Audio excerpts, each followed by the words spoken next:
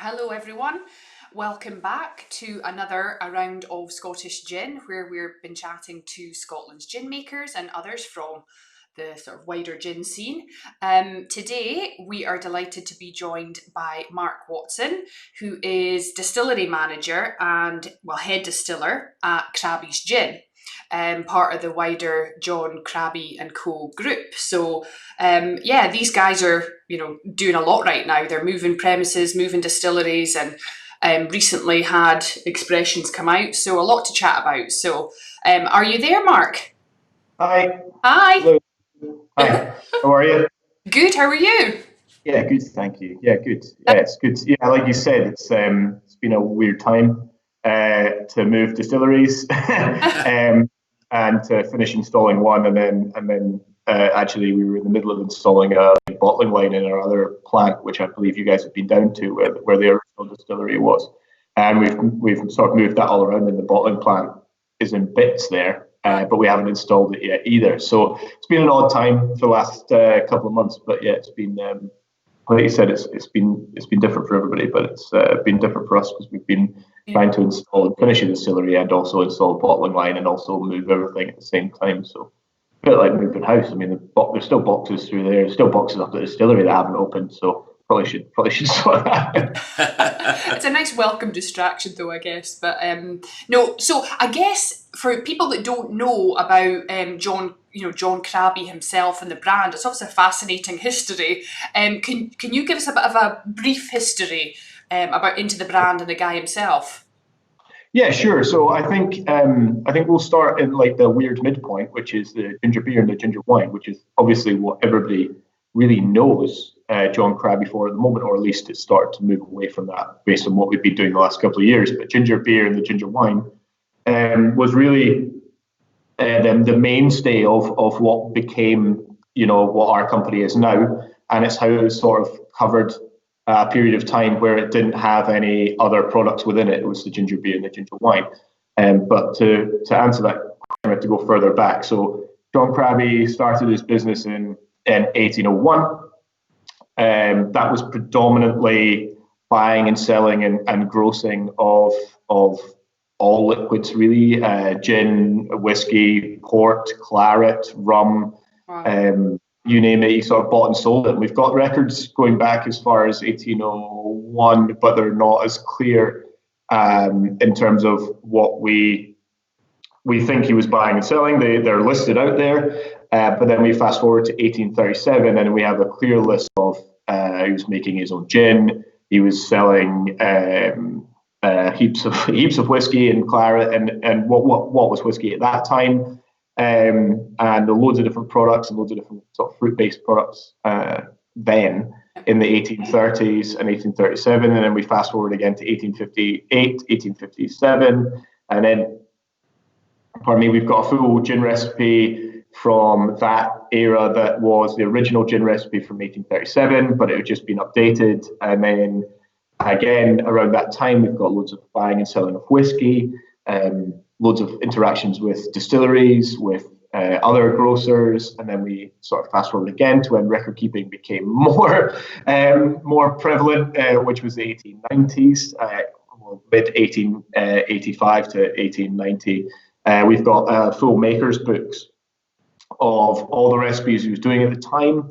So some of them are ginger wine, some of them are cocoa wine, which is obviously illegal now, quinines, original tonics, rich raisin drinks, port, sherry. I mean, port and sherry, loose, like his own port and sherry. Bear in mind that port had been a protected word for a long time at that point, but making his own port, and have all the distillery records for that time because he had a distillery in the Yardheads producing a lot of this stuff from. And then we start to see the rise of the green ginger in this period and his buying and selling of loads of casks of whiskey. Before it was very much a grocer's business where it was some whiskey, some claret, some port. You can see in the volumes, there's not an awful lot of it. And then suddenly you're seeing hundreds of casks, Wow.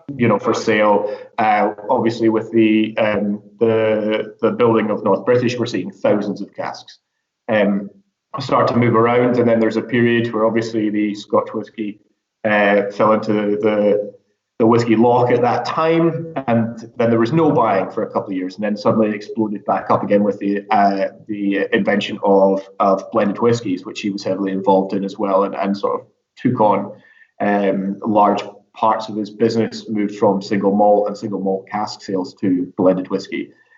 And then we follow that story, doing very much the same all the way up until the mid-60s, and then the whiskey business starts to fall away, and the ginger wine and the flavoured beverages and the rums and stuff start to become more prevalent. The gins at that point were, he had 2 variants of gins at that point as well out. They were done in-house, and then he was buying and selling other gins from other places, mainly from the Netherlands.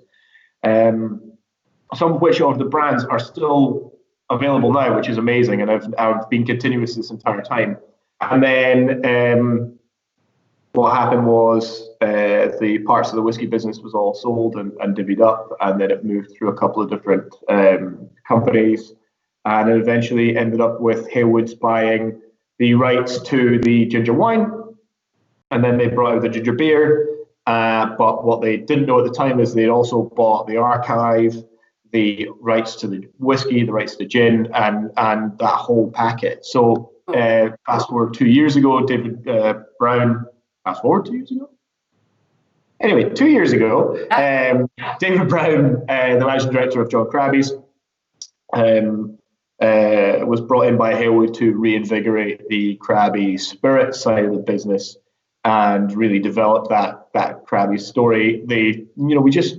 It was funny because David and I sat in a Starbucks when we were first doing the interview, and he told me this whole story about Crabbies, and I was like, it's just too good not to do. He was like, we've got the archives, we've got everything, and I was like, great, well, let's do it, let's do it. But we were very cautious. What we didn't want to do was just bring an old Twee brand back to life. We just didn't want that at all. What we wanted to do was make it contemporary, bring it back to modern.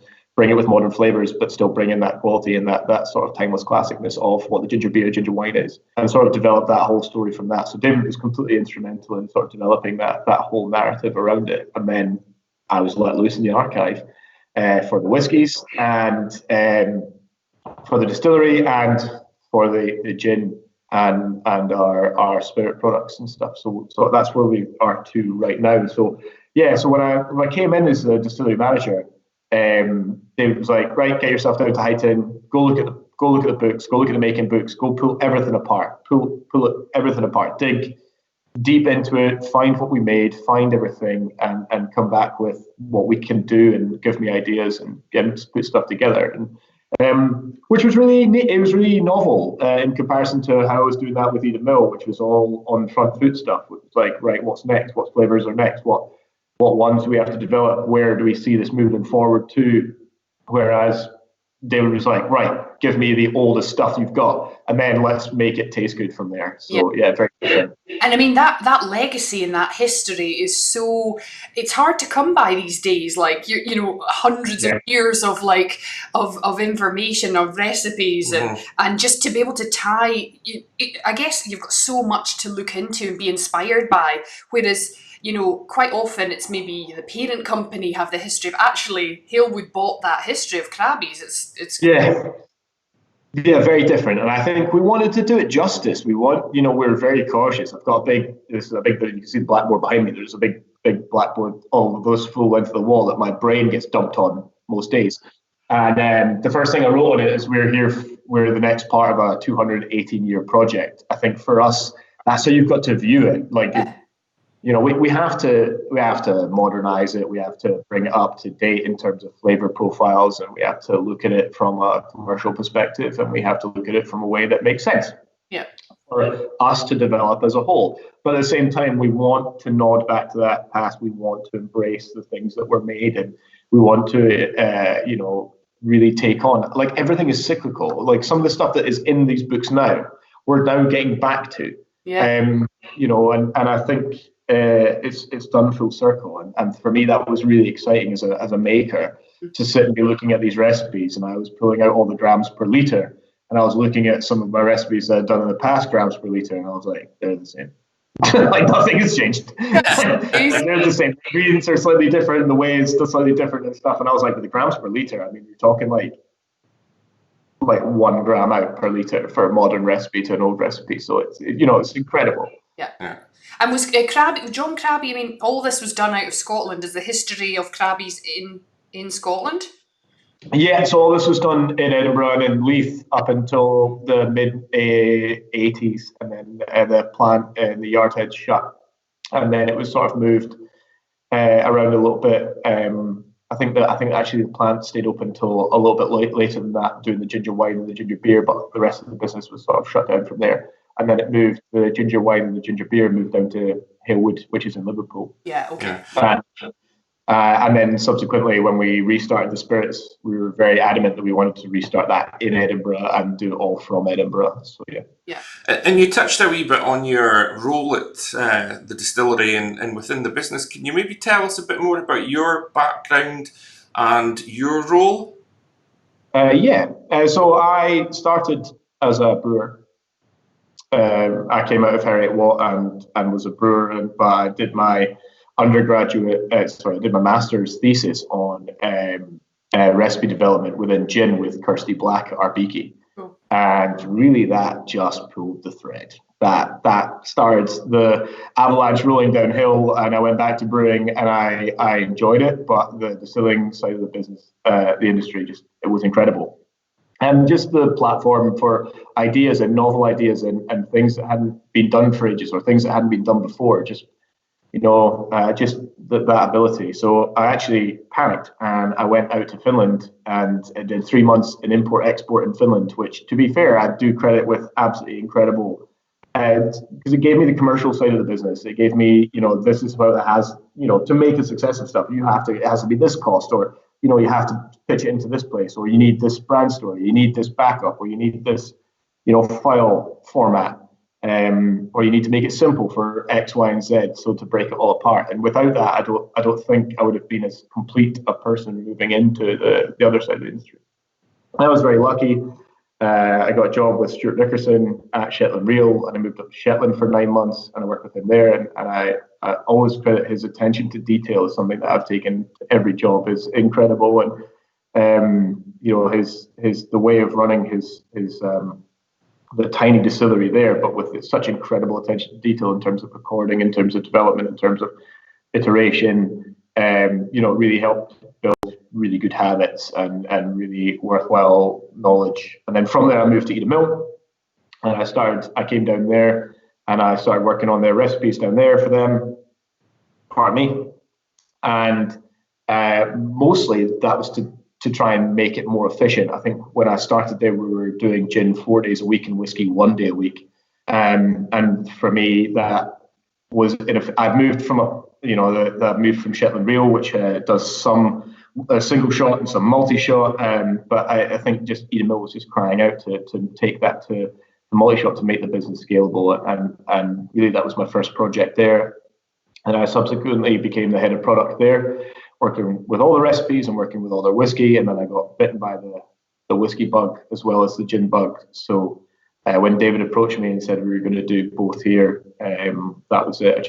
I'm from Edinburgh. It was time to go back to Edinburgh and do this with a brand that was starting from very beginning and working our way through it and stuff. So, for me, I put together the recipes for gin, and I put together the whiskies and our sourced whiskies. But for me, the gin recipe development has always been something that I absolutely love, and the tinkering of those recipes to keep them really good. I've never finished as much to the detriment of probably everybody around me. I've never traced it, try it, never finished, go back. I sort of like I was listening to a master blender on a podcast, and they were saying that they think of it as like, you think you're 100%, knock that back down to 90, keep working like that on like that next tier up. And I feel like that's very much how I try and put stuff together. We're never quite finished doing it.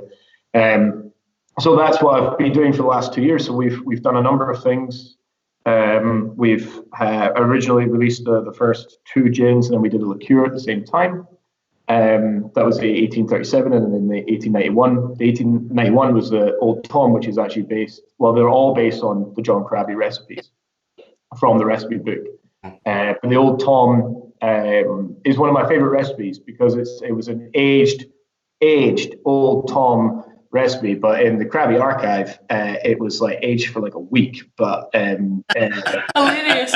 But it was aged for a week, but he put in additional coriander, additional angelica, and additional orange peel, and it does taste like it's been in there a lot longer. I mean, I'm not gonna lie, it does. It works. So, but we started tinkering around with that recipe. We really like the idea of doing two side by side, so they're both the same base, but the Old Tom's obviously been in barrel, it's been in ex-sherry butts, and it's had those 3 botanicals added into the back of it, which gives it the color. And then we released raspberry, sort of a wild berry liqueur, and that was based on a liqueur that actually we toned down the strength of it. But in the archives, there's like a liqueur in it as well that was like made from raspberries with gin infused in it. So really like that these recipes still had like a lot of merit to them. The original 1837 recipe, I had to tinker with a little bit with the balance because the original recipe was so massively juniper and oily. It was like an instant headache. When it was viscous. It was honestly so viscous when we made it. So I had to tinker it down a bit, and I think just play with the balance so that we got it right. But that recipe, this is going to sound ridiculous, but that recipe, hold on. I'll show you our recipe book. This is the recipe book. Can you? Oh, maybe, it's a wee bit. It's probably good for the recipe that's out of focus. But what actually happened was this front cover was stuck down, and it made reference in the book to the recipe at the front, and there was no recipe at the front. But when I undid this front cover, the recipe was in. You can see the recipe here. So and that's the original recipe from 1857, and it calls for some odd things. It says old German juniper berries, so that's a difficult one to source. So I just bought some juniper berries from Germany and let them sit for a bit. But yeah, there's some interesting stuff in it, and one of the key interesting things we found is that you always put salt in all the recipes. There's salt in every single bit of every single recipe, in the rum recipes, and in the in everything. There was common salt in it, and for us, it's one of these things that I was like, right, okay, well, it wouldn't be true if we didn't put the salt in it. So we spoke to Isle of Skye Sea Salt, who do it naturally, because we wanted to, 1857, they were only doing it one way, and that was letting it dry on the beach and then scraping it up. So they still do that up in Skye. They've got a modern method of doing it with a polytunnel, but it's very much untreated salt. So we put that in, and it really made the spirit far more drinkable off the still than I'd ever experienced before. So we took that on board, and then we've since tinkered with the amount of salt we're putting in it. And I don't think it gives any saltiness to it, but I definitely think it changes the mouthfeel and it changes the finish on the gin. It makes it extremely smooth at the back end, but then to bolster that in terms of balance, we have to balance it up with some more citrus, so it has like a nice flavor profile through it. But I was absolutely blown away by the salt addition. And it's one of these things where I sat down with David Brown, and I was like, and here's the proposed recipe. And he was like, salt? I was like, yeah. He was like, does it even count as a botanical? I'm like, no, it probably doesn't really, does it? It's not any botany. So yeah, we sort of pull it all together, and the original recipe for the original 1857 gin was rough. It was really rough. I was so proud of it. I was so proud that we'd done it, and so proud that we'd done it right. And then we did the tasting panel. Everybody just sort of looked at me, and I was like, "Yeah, this is not great." So we sort of tinkered with it and played with it, and sort of pulled that together and pulled it all together. And then subsequently, we were very lucky. We kind of looked through their archives, and something that kept coming through it all was an orange gin. There was always this new product development through an orange gin, and then that was subsequently picked up by the 3 or 4 companies that had bought it. bought Crabbie's as a whole, and they kept referencing this orange gin. So we just went digging through the archive and found this recipe for an orange gin. Again, the balance of these things was a little bit off, but it's just taste has changed, I guess, more than anything. For me, I think taste profiles have changed and softened over time, and people looking for sweeter. So but just to balance that in the correct way for what we want to do with the gin, what we want to put it with. So that was the orange. That was the orange when we came up with these two Scottish rugby gins, and one of them was the orange gin, and the other one we'd been really happy with the addition of. We did a gin with Tonic called Heart of Alba, and it's like a brand that we have within the distillery that we have done some gins with. There's a Heart of Alba original with Tonic that used to be the master distiller of up at Leith, and we started to put this, and we did this Heart of Alba raspberry, which is like a full strength gin, but it was done in pot, and then we did some addition after. With the Scotch raspberries that we used for the Scotch raspberries for the Crabbie's ginger beer. I had to phone up and I had to get a box of frozen raspberries delivered the day of the distillation so we could do it. And they arrived frozen, and I took the temperature and they immediately went in the still. And then we kept half of them and we did them afterwards, just because that's how they go to our main site, is they're frozen. I didn't know that at the time when I ordered them, but I do now. So we really liked that recipe, and then we went digging further into the archive, and we found some really amazing stuff where they did a lot with raspberry bases and raspberry washes, and we felt like it was just a really nice sort of nod to that recipe and some of the recipes that were in the archive, but also a modern pink gin, which I think we've talked about it before. It's a nice one to have in your portfolio at the moment. It's not going to be around forever, but because these are two limited edition ones, the orange one and the pink gin. But it's nice for us to have one out there that at least the base of it, we've redid the base a little bit, and then we've developed it, and then we've developed the raspberry into the back of it. So yeah. Because I think as well, am I right in thinking one of them is just a London Dry and one's infused? I think I had thought they were both like flavoured, like post distilled. Yeah. So the orange one is a London Dry, and the raspberry one's infused, and it's a flavoured gin. I think it's the best way to describe it. I'd rather be honest about it. So it's a flavoured gin.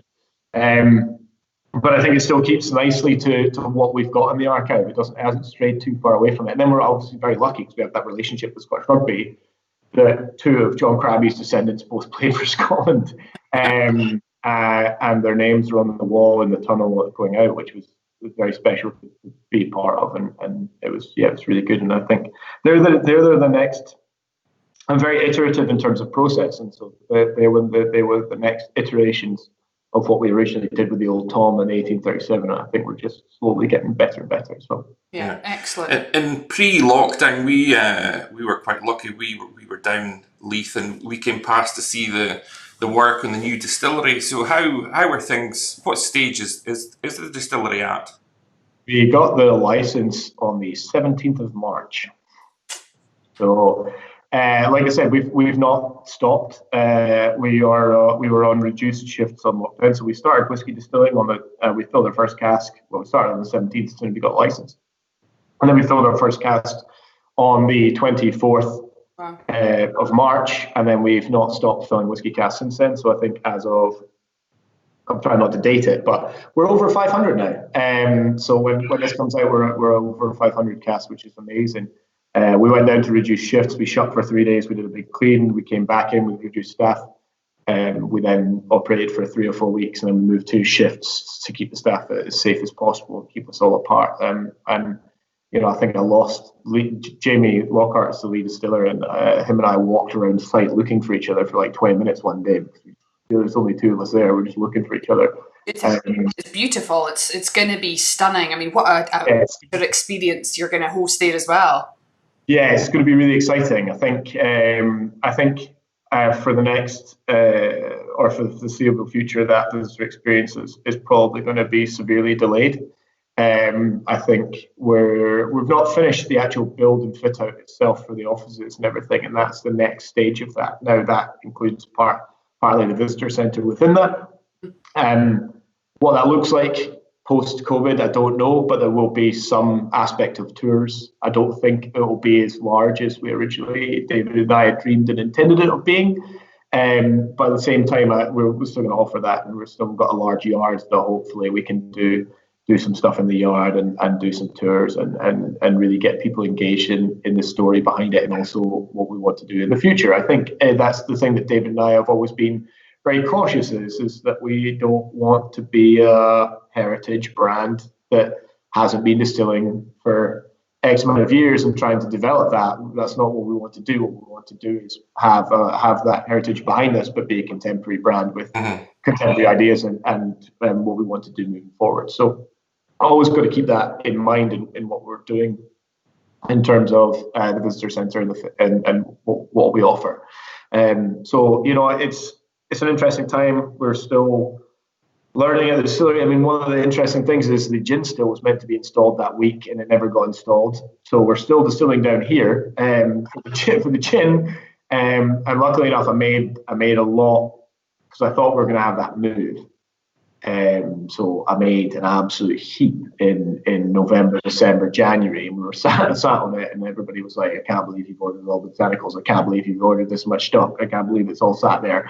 But it turns out it's been absolutely ideal for us. I mean, we've the distillery down here, it's just about to be removed with the bottling line going in down here, and then everything will be brought in-house, which is really nice. The moment we're bottling down in England at our parent site in Halewood, and that's fine. I mean, our parent company has 10 bottling lines that are all for gin and stuff. I mean, it's silly not to use them, but we've always been cautious that we always wanted to bring everything in-house and do it ourselves. And I mean, there's so much more control. And Matthew, the packaging manager, is like, he just wants it to be in-house and be ours and be here in Edinburgh. So that is exciting. So that's going in next couple of weeks, and that will bring everything into house, and then the gin distill will be installed in the next couple of weeks up the road, and then this one will come out and the line will go in, and it'll all taken care of itself 4.5 months later than we planned. But I'm glad that I made all that stock beforehand, because we've subsequently got in some listings, which has been incredible for us as a whole, and for the gin brand, which is it's odd sitting next to the whiskey brand and stuff. So it's been incredible for us that that's developed and people are enjoying it. So it's got some listings, which is amazing, and that in itself means that the more we can do ourselves, the better it is for us and keep us self-sufficient. Brilliant. And you touched on a couple of the botanicals in particular that you've worked with, and I know like we covered Isle of Skye sea salt. That was quite fascinating, in the beautiful botanicals. But what are some of the other, what are some of your favourite botanicals? What's that? Yeah, I think I was just saying my favourite ones. It's really interesting, because I think for me, I always try and build on balance. So if I put something in really sweet, then I want to find something a little spicy or a little floral to balance that out at the back end. I'm very lucky. I've worked with some really interesting gins in the course of my entire career across the three. For instance, the sea salt at Shetland Rail for the Ocean Scent. I absolutely love that. Like, I don't understand how it creates so much flavour and is so integral to that. But I think that gin tastes amazing with it in there. And I just don't understand how it gives it this briny, sort of delicious, citrusy. There's a whole heap of stuff going in there that it was just amazing. But without it just didn't make sense. And we tried some other seaweed, it just didn't work. But that bladder rack was really interesting. I think those kind of interesting botanicals are really great. I think they're the ones that are surprising are my favourite. Yeah. Some interesting ones we've played around with. I've tried to really develop a lot more herbal stuff recently, and herbal botanicals are a lot more difficult to use. Jasper Daly did an incredible gin with Eden Mill. It was the Botano gin, a couple of years ago. They had this incredible wrap that looked like a ceramic tile and stuff, and so he did a bunch of work on it. So when I was trying to play around with some new flavors here, and we were trying to use basil and thyme and stuff, I reached out to him to get some hints on it, because I think it's always like really developing those flavors and getting them right is good. You don't want it over vegetal. You want it fresh and clean across the top of them. Other favorite ones.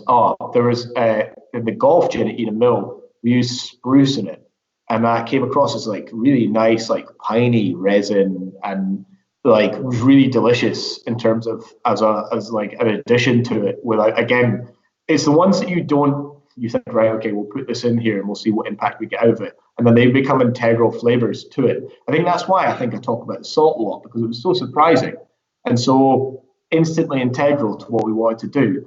Without it, I just found it was a bit flat, but with it, it was so drinkable. And I remember sitting around the table, and David and I and Graham Sharp were sat around the table, and we started pouring them out, and Graham was like, I'll get the tonics and we'll do the serves and do everything like that. And then looked at the time, and David was like, right, so I guess we're all getting taxis home. We've now, that's the great thing about it. We were trying to get the best out of it, but it was very drinkable and it was very tasty. I think for me, I love playing with citrus and peels, as well as try and balance that against the back end of stuff. But for me, my next interest, my one that I'm working on at the moment, is different juniper and different coriander from different suppliers from different parts of the world, and how they impact flavor and how we go about choosing it. I think if there's certain distilleries out there that use certain juniper from certain places, and it's very, it's the biggest ingredient you put in it, right? Like those two, realistically, Angelica we could probably make an argument for it as well, but realistically, Angelica I've tried have been very similar. But the juniper and coriander is the massive part of the gin, and therefore we should be looking at their impact based on where they're coming from, because each region has a different style and a different, has its own terroir, even though that's an argument in its own right. But realistically, when you're building a gin, we should be looking at the two biggest ingredients and what area of the world and what flavor profile of those ingredients are we looking for to develop that gin. And because Macedonian juniper tastes very different from Italian juniper. Some of the biggest juniper suppliers that we've had around, there is some variance across the time of year. So just looking at that stuff that's starting to really interest me in building something. I did one at Eden Mill. It was only three. It was just juniper and three different types of juniper for one of the 12 days of Christmas gins that we did, or 24 days of Christmas that we did. And me and the team there pulled we bought three different types of juniper and blended them in and used that as a base with just that alone. And the flavor that we got out of that was incredible and incredibly different than when we just did it with one juniper. So I think there's a lot in there to go on and develop from, and that to me is interesting. So on the pilot still, we're looking at getting in different suppliers juniper, because I think that helps us understand as a base, if we think of juniper and coriander angelica as the base, how we build on top of that with other flavors, and which juniper and coriander we use to build that gin performance. And presumably as well, yes, it could then you can make a decision on your base, but to have that archive and then to have maybe different flavor profiles just for the juniper and coriander could then inspire other expressions as well. It's amazing what you can do. I know I've seen a couple of gins now where they use more than one juniper. They've actually declared that, like juniper from different regions in one gin, which is, so there's clearly there's something. Yeah, very much. I think for us, the top line of this recipe from 1858 is old German juniper berries, and then the next line down is Italian juniper berries (brackets blue). So even back then, they were using two different juniper berries within that. And I think for me, it's just the interest in what's that bringing to it? What are we doing to bring to it, and how are we developing that, and how are we developing a flavor profile across it that's extremely balanced? And I think that for me, the styles that I love the best are ones that I can physically make and create on the still rather than in the flavour room. And that's not a slight on flavoured gins, because they're massively prevalent and they're incredible, and there's so many really good examples of them. And they've really developed the market into a place where it's like I said before, like all, rising tide floats all ships. But what I really love is the fact that we're going back. And there's a lot of places that are going back to London dry styles or developed Old Tom styles. And for me as a distiller and a maker, that that excites me, is that we put it in the pot or we put it in the vapor basket, and then we can't touch it after that. And that to me is just it's just so. It just adds that layer back into it of like, here is the base ingredients we've got to use. Everybody always talks about, we use the best ingredients, but quite clearly you're using old juniper berry. They're not the best ingredients, but what are they bringing? Like, are they bringing complexity? Are they bringing something in there? There's a reason why they were being used. Maybe they were just cheap. I wouldn't surprise me based on his Old Tom that he made. So, but no, I think that's it's really exciting to see our industry mature. It's really interesting and exciting to see subcategories grow and develop. And at one point, pink gin was just an extension of something, but now it is its own subcategory, and I think that's incredible. It's only going to get better the more that these subcategories develop and have their own internal style, because then they have their own place within everything, and it helps us understand them, and it helps the consumers understand them as well, knowing that this is what this should taste like in this area. This is what this should taste like in this area. It's the maturation of our industry. I mean, it's still got lots to grow, and there still should be legislative stuff put in there to help that develop in a way that is both free but also controlled. Because I think the uncontrolled aspect of it has been rampant for a long time. But I think that bringing them together is important. And for our final question today, we touched on it briefly, but once it's open and ready to go, what can visitors to the new distillery expect from an experience there? Yeah, it's a great question. It's been so fully formed as an idea and then broken apart and redeveloped that we're still redeveloping it again. I think because of the entire thing of what's going on. But I think we'd like to offer the both sides of the coin for it, for our development of whiskey, which is obviously a huge part of the plant, and the bit that it takes up the most space. And then on the back of that, we've obviously got the gin and the gin still, which sits right at the main window as you walk into the distillery. The gin still is the first thing you see. It's on the ground floor. It's the first still that Halewood purchased as a group, and therefore it's named after Judy Halewood, and Judy Halewood still owns and runs the business. So for us, it's very important that we relate back to that. And also, I love talking about gin. It's been a massive part of what I've done in the industry, but also I think it's a massive part of what we want to do as a brand. It's what we want to develop, as well as having the whiskey that goes along back with it. That John Crabbie didn't just make whiskey, or didn't just make ginger beer or ginger wine.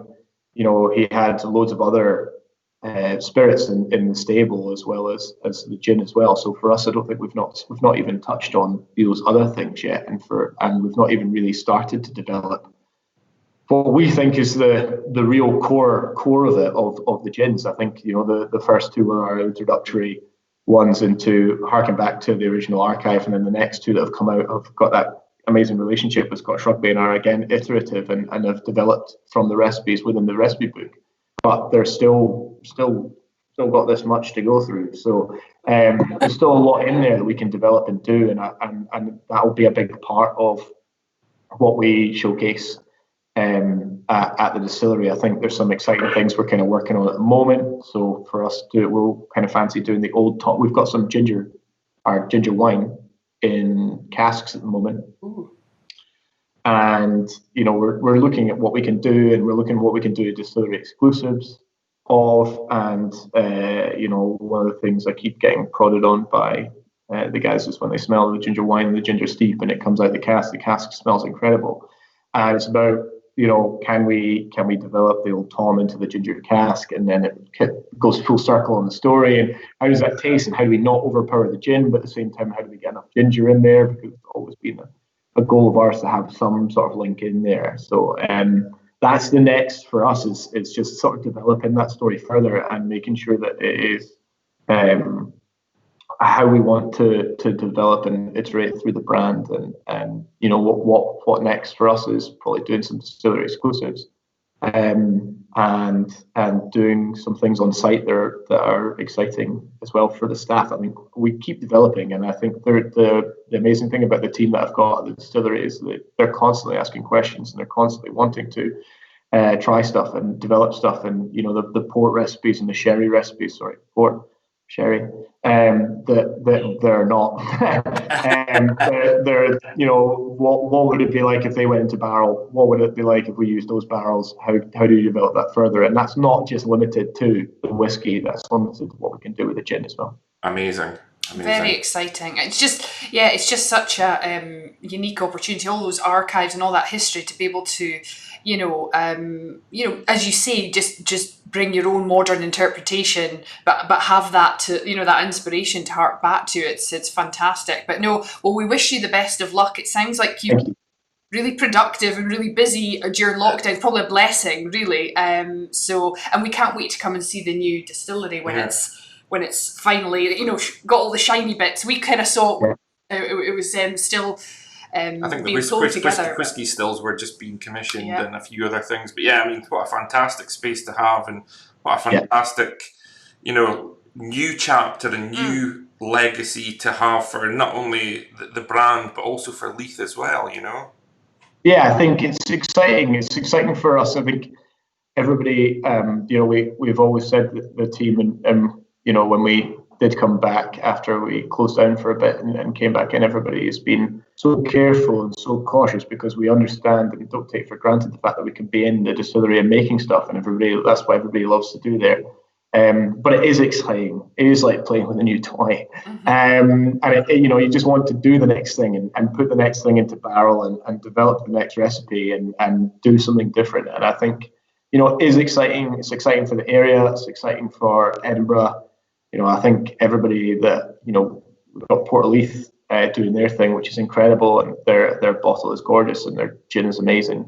And then you've got Holyrood doing their thing, and they're doing their own stuff, and their liquid's great. And I think all of us just, we all know each other, we all talk to each other, we all get on with each other, which is important on the back of that. And we all are wanting to help and develop something that's really unique with Edinburgh, and we've got Edinburgh Gin as well, and we've got all these other smaller producers within Edinburgh. And I think that there's something that we can do within that to link everybody together and develop that sort of that Edinburgh, the Edinburgh gin scene, and really raise everything up. And you've got some incredible bars doing some incredible things as well.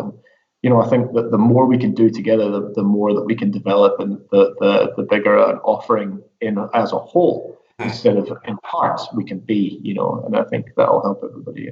And we'd love to be part of that when it's developed.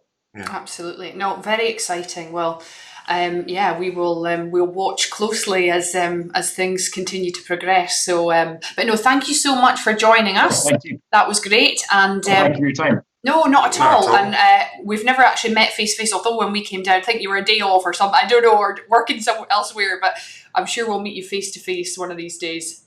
Yeah, just a recluse. Yeah. That's not a bad thing.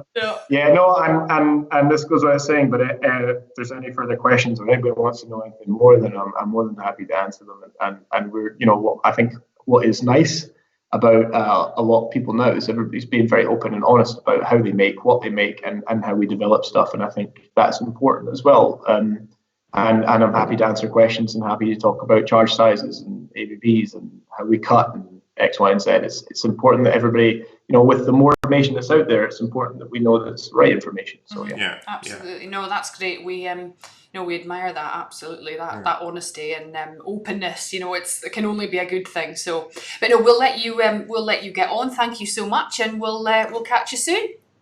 Thank you. Take care, Marc. All the best. Bye. Bye. That was great. Thanks very much to Marc for joining us. Seriously amazing distillery build going on right now. So that's just going to be, along with the others that he mentioned, when you think about Port of Leith and Holyrood, what a gin and whiskey holiday you could have going to Edinburgh. So yeah, just definitely watch what those guys are up to. It's very exciting. But yeah, keep an eye on social. We'll keep doing these, and so we'll see you shortly. Thanks again for watching. Take Bye-bye. care. See ya.